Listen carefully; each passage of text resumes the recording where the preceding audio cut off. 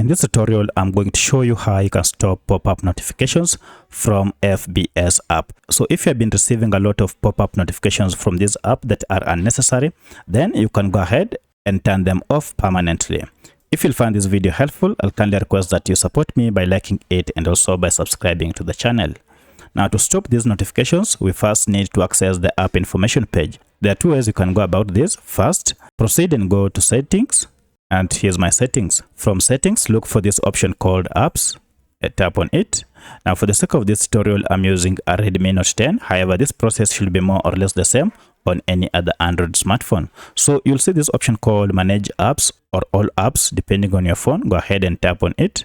And this will open all the apps you have on your smartphone. From this, scroll down until you see your app, and you can see mine is here. Alternatively, you can search for your app here. So if I go ahead and tap on FBS app here, you can see now we are on the app information page.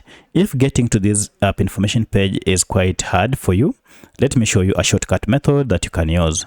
Now, for the shortcut method, just go ahead and look for your app and then proceed and long press on it, and then you'll see app info. So if you tap on app info, this will take us on the same page.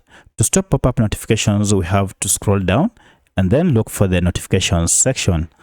And here it is. So tap on these notifications. And as you can see, currently it is turned to yes. So if I go ahead and tap on it, you can see we have various types of notifications that have been turned on.